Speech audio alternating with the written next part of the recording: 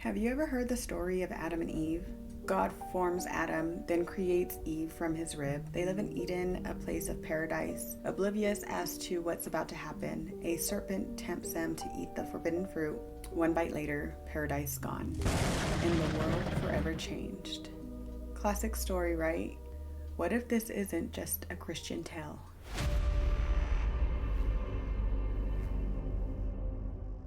Welcome to Jess Curious, the podcast where curious minds come together to explore the deep mysteries and conspiracies shaping our world. I'm your host, Jessica, and every week we venture into topics that challenge what we think we know, from biblical enigmas to mythical beings like mermaids and aliens. If you're ready to question familiar narratives and uncover the hidden truths just beneath the surface, you're in the right place. So grab your headphones and let's get curious together on Just Curious. Let's set the stage. Most of us know the story of Adam and Eve. As I said before, God forms Adam, then Eve. They live in Eden innocent until a serpent tempts them to eat the forbidden fruit. Paradise is lost and the world is forever changed. As mentioned before, this is not just a Christian tale. I'm going to get into 3 different stories that share similar narratives, and I promise you're going to want to stick around until the end. So let's peel back the time, because civilization after civilization told its own version of this story, long before Genesis was even written. Now, these stories date back to around 1800 BC, before the earliest estimates of Genesis around 1400 BC. Now, the first story we will head into begins in ancient Mesopotamia. Long before the pyramids rose, long before Greek philosophers wandered about the heavens, people gazed at the night sky and saw stories. Stars weren't just stars, they were reminders, warnings, and memories of a world that had nearly been destroyed more than once. One of the oldest of these stories comes from the Enuma Elish, a creation epic carved into the clay tablets of Babylon. It begins not with light, not with land, not with life, but with chaos. Now, there was no earth, no sky, no boundaries, only swirling waters of disorder. Apsu, who represents the freshwater abyss below, and Tiamat, the goddess of the saltwater ocean above. This kind of makes me think of the firmament. I don't know about you guys, but we'll get into that in another story. Anyways, 2 ancient forces mingling, colliding, dreaming the universe into creation. From these waters, the first gods emerged. Tiny sparks of order trying to bubble up from the darkness. But where there is order, chaos pushes back. And Tiamat, who had once nurtured creation, soon became enraged by the noise and ambition of these younger gods. In the Enuma Elish, this moment is everything. It's a turning point from nothingness to meaning, from wildness to structure, from formlessness to fate. The younger gods begged for a champion, someone brave enough to confront Tiamat, whose form was said to stretch across the horizon like a living storm. Now, that champion was Marduk, a god of wind, storms, and beginnings. Marduk agreed, but only on one condition. If he defeated chaos, creation itself would belong to him. The gods agreed, and the greatest cosmic battle in ancient mythology began. With winds so powerful that they tore mountains from the sea, Marduk trapped Tiamat in a storm she could not escape, and when the moment came, he pierced her heart. In her final breath, she released a scream said to echo through eternity, and from her colossal body, Marduk crafted the world. Her ribs became the sky, her lower body became the earth, her tears became rivers, her bones became the mountains. In ancient Mesopotamia, creation wasn't gentle, it was violent, raw, and necessary. Order was something you carved out of chaos, something you fought for. But the Mesopotamians didn't believe the world stayed orderly forever. They thought chaos always tried to return, and sometimes it succeeded. Centuries after the Enuma Elish, another epic began to circulate, one that described a world gone wrong and gods deciding that creation needed a reset. Now, this was the epic of Atrahasis, one of humanity's earliest flood stories, predating the biblical Noah by more than 1,000 years. Here, the gods used humans for labor. Humans dug canals, harvested crops, built temples, but humans were noisy, restless, always chattering, always multiplying. Their constant noise kept the gods from sleeping. The higher gods grew irritated, and the god Enlil, lord of the wind and storms, reached his breaking point. He decided humanity needed to be quieted. At first, he tried famine. When that failed, he tried drought. Each time, the humans cried out to Ea, the god of wisdom, for help, and Ea defied Enlil again and again, sending rain, sending food, finding loopholes. So Enlil chose a final solution, a flood so massive it would wipe the land clean. But Ea whispered a warning to one man, a righteous man named Atrahasis. He told him, build a boat, seal it with pitch, bring your family inside, bring animals, bring seeds, bring life. The storm lasted 7 days, 7 nights. The sun vanished, the wind screamed, the waters rose high enough to swallow cities whole. And when Atrahasis opened the boat's hatch after the storm finally cleared, he saw nothing but endless water, a mirror of primordial chaos from the Enuma Elish. It was as if Tiamat had returned. Humanity had become a mistake, and then a miracle. Atrahasis offered a sacrifice. The smoke rose into the sky, and the gods, starving because no humans remained to feed them, gathered around the offering like flies. Enlil was furious when he discovered survivors, but Ea convinced him that humanity didn't need to be destroyed, only managed. And so humanity was remade with new rules, shorter lifespans, infant mortality, and rituals to remind them they were fragile. These limitations weren't punishments. They were safeguards to prevent the world from becoming so loud the gods would ever need to flood again. Both stories, the cosmic battle of Enuma Elish and the great reset of Atrahasis, share something profound. Creation isn't a one-time event. It's a cycle. Order rises, chaos pushes back, and the world is reshaped over and over again. To the ancient Mesopotamians, the universe wasn't stable or guaranteed. It was the result of constant struggle between gods and forces, between order and chaos, between human and the unknown. Every river flowing across the land is a reminder of Tiamat's tears. Every storm on the horizon is a reminder of Marduk's winds. Every flood, famine, or disaster is a hint that Enlil might be stirring. And these stories aren't just myths. They're the earliest attempts humans made to explain why life feels unpredictable, why disasters strike, why creation itself sometimes seems fragile, and in a strange way, they're comforting because they remind us that even in the oldest stories ever written, the world is always rebuilding itself, always recovering, always surviving the chaos that came before, just like we do. And these stories aren't just the DNA of human storytelling, but the earliest blueprints for how civilizations understood creation, temptation, and consequence. Maybe Adam and Eve weren't invented, maybe they were inherited. Now, the second story in Islam, Adam and Hawwa, known as Eve, live in a paradise also, tempted by Iblis, the devil figure. But the lesson shifts a little bit. It isn't only about sin, it's about repentance. Whereas the Christian tradition focuses on the fall of humanity, the Islamic story focuses on forgiveness. In this paradise lived Adam, the first human, brought to life from clay, not molded by accident, but shaped, honored, taught the names of all things, and beside him, created from the same essence, was Hawwa, or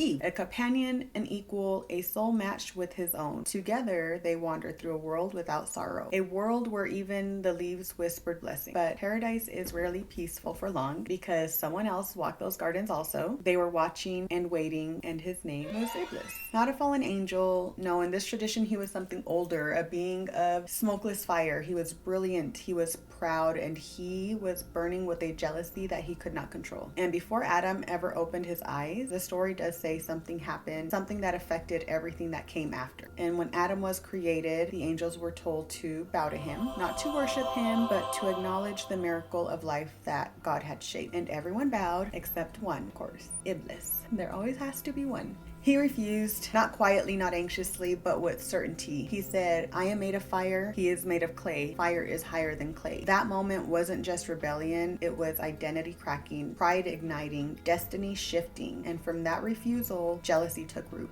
A jealousy that followed Adam and Hawwa into the garden itself. Unlike other versions of this tale, the Islamic story doesn't involve an apple, no clear fruit, no specific tree, just one boundary, one single thing they were told not to do. Not because it was evil, but because paradise was a place meant to be learned, not taken lightly, and Iblis knew that boundary well. He didn't tempt them with hunger or desire. He whispered something far more seductive. What if you could live forever? What if you could become more than what you are? The first temptation wasn't about flavor. It was about fear. Fear of death, fear of limits, fear of losing paradise. And fear is powerful. Adam and Hawwa hesitated, listened, and then, like all humans eventually do, they crossed the line. But here's where the Islamic version becomes different and honestly more mysterious. There's no great villainizing of Eve, no blaming, no punishment pushed onto one over the other. The story says they both slipped together equally. In the moment it happened, they felt something new, something they had never known or felt. It wasn't pain, it wasn't hunger, and it wasn't fear, but distance.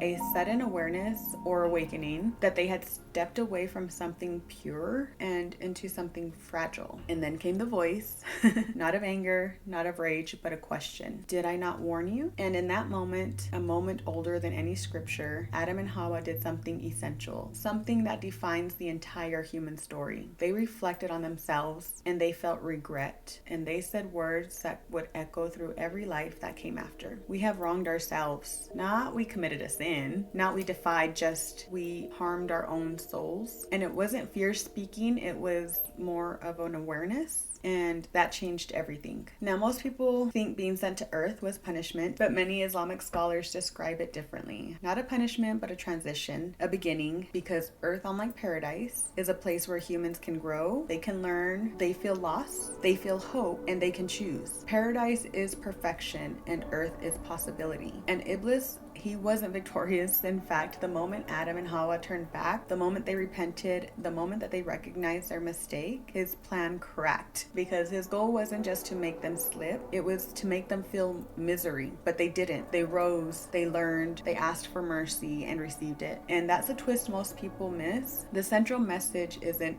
humans failed, it's humans can always return. And so the world we live in began. Adam and Hawwa stepped onto earth, full of shadows and sunlight. Not perfect, but real. Here they planted the first seeds, built the first fire, raised the first children, faced sorrow for the first time, felt joy in a way that paradise couldn't offer, because joy only means something when you know what it's like to lose it. And the story says that they were guided, watched over, never abandoned. The fall wasn't the end of innocence, it was the beginning of meaning. A world where every choice matters, every mistake teaches, and every return brings you closer to something greater. So what do we take from this ancient tale? Maybe this paradise isn't a place you're kicked out of, it's a place that you grow toward. And every human, every single one of us is walking the same path Adam and Hawwa did. We slip up, we have fears, we make choices that we're not proud of, but the story says, yes, we stumble, but we can return. And to me, that's beautiful. Different lens, same truth. Curiosity can wound us, but it can also redeem us when we learn from it. Now, the third story in Jewish lore, the story dives even deeper, the tea is getting warm, into a cosmic consequence, the book of Enoch. A text that didn't make it into the traditional biblical canon, but still echoes across Jewish and early Christian religious studies. This story picks up right where Genesis leaves off.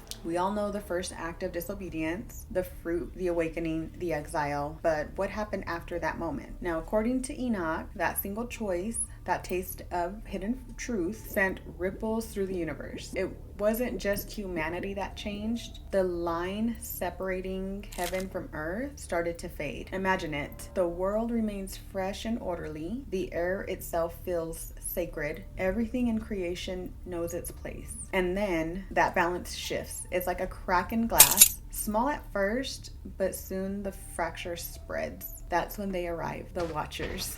Now, these aren't the angels that you might imagine from paintings or Christmas stories. They're called the Grigori in some texts, divine beings tasked with observing humanity, maybe even protecting it. But in Enoch's tale, they do something no heavenly being was meant to do. They descend from above, not as messengers, not as spirits, but as beings who walk the earth, who see the daughters of humankind, and as the text says, find them fair, took them as wives. And this is where things spiraled, because when heaven reaches down and merges with earth, secrets that belong to the divine start leaking into human hands. The Watchers don't just take wives, they teach, they bring forbidden knowledge, the kind that reshapes civilization. Metalwork, weaponry, the crafting of adornments, enchantments, and the reading of stars, like astrology.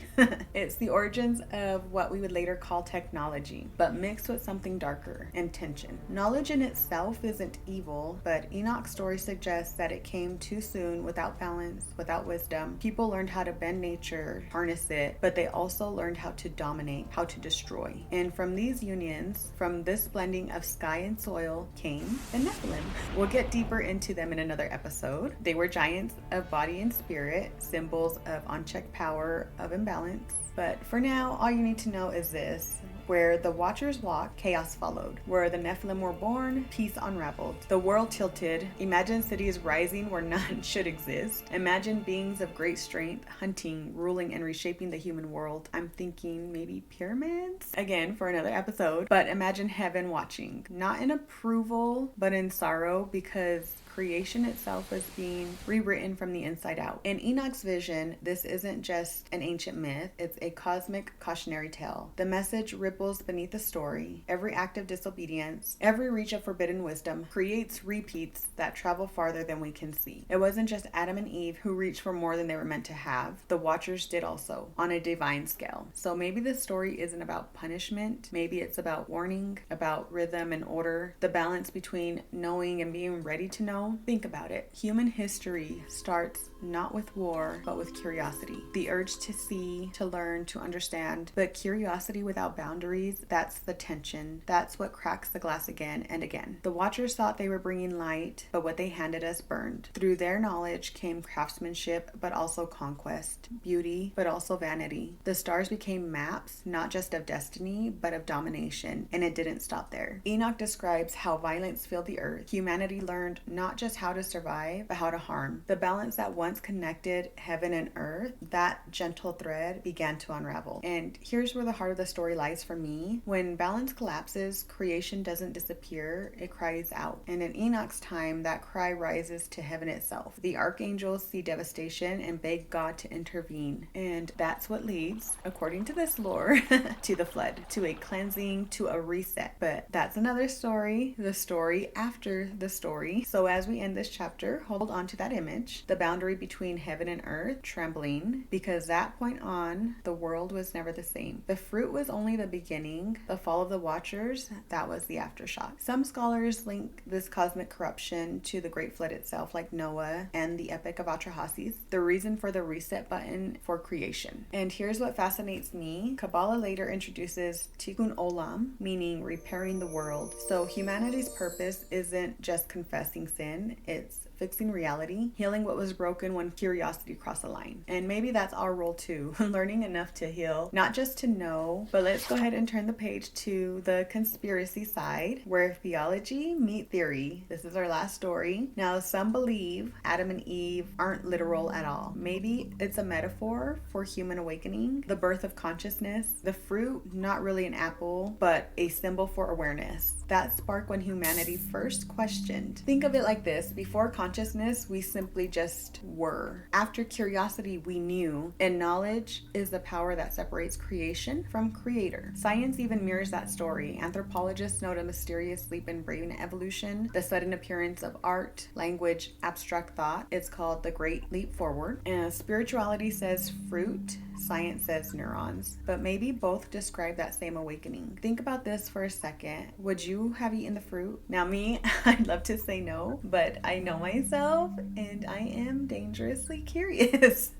Curiosity built this show, and we still get tempted every day. It's just that temptation today looks a little bit different. It's screens, it's fame, fast cash, instant validation. We scroll through our phones instead of stroll through our gardens, yet the whisper's the same. Don't you want to know? Every click, every secret, every what if, another bite. And maybe that's why the Adam and Eve story never dies, because it still happens. Every time we trade peace for information. Now let me know what you think. Would you have taken that bite? Okay, now buckle up, because the tea is just getting hot. The story is taking a government turn. Yes, you heard that right. The government. And I love finding government information, because this is where I say they will never tell us the whole truth. Just show us what they want us to know. In 2020, the CIA declassified a 57-page document titled The Adam and Eve Story, written in 1963 by Chan Thomas. Now, Thomas claimed that Earth's catastrophes, floods, earthquakes, mass extinctions, aren't random. He proposed that every 6,500 years or so, the planet's crust slides over its molten interior like orange peel over fruit pulp, triggered by magnetic pole reversal. Picture the planet's surface shifting within hours, mountains drowning, oceans relocating, climates flipping. Thomas says this shift is triggered when Earth's magnetic field weakens to a critical point. The poles don't just wander, they flip. North becomes south, south becomes north, and during that flip, the Earth's rotation briefly destabilizes. In his theory, this leads to sudden mega floods as oceans basins slosh violently over continents, instant climate change with tropical zones freezing and frozen regions melting, massive earthquakes due to crust displacement, hurricane force winds created by the sudden rotational shift. He tied these cataclysms to myths like Atlantis, Ice Age, the Great Flood, the sudden vanishing of early civilizations. Now, of course, mainstream science rejects his math, yet the detail that chills me is the CIA kept it classified for decades. Now, why lock away something if it's nonsense? Maybe national security, or maybe knowledge itself is power you file under restricted. But that right there mirrors Eden. Authority, guarding truth, warning, you don't need to know. And the curious, well, I always want to know. And maybe the garden and the CIA vault aren't so different, both hiding forbidden knowledge. So what does the Adam and Eve story mean? Maybe it's history, maybe it's a metaphor, maybe both. It's an origin of morality, but also of curiosity. The very thing that fuels science, art, rebellion, love. Knowledge creates choice, choice creates consequence, consequence creates growth. And that's a cycle from Eden until now. My mom and I talk Bible stories constantly. I believe in God and Christ and the wisdom of Scripture, but every new perspective makes my faith broader, not smaller. Conversations like these don't tear belief apart, they refine it. They remind us that listening is the first step toward understanding, and kindness is a language of real intelligence. So thank you for joining me on this journey through Eden, myth, and mystery. If today's episode stirred your curiosity, share it and tell me what you think. Would you have eaten the fruit? And before we close, here's your affirmation for the week. Curiosity is not rebellion, it's revelation. The same light that exposes truth helps us grow toward it. Seek knowledge, anchor it in faith, and walk forward with courage. Until next time, stay curious, not furious, and keep your eyes open to the wonders hiding in plain sight. Bye!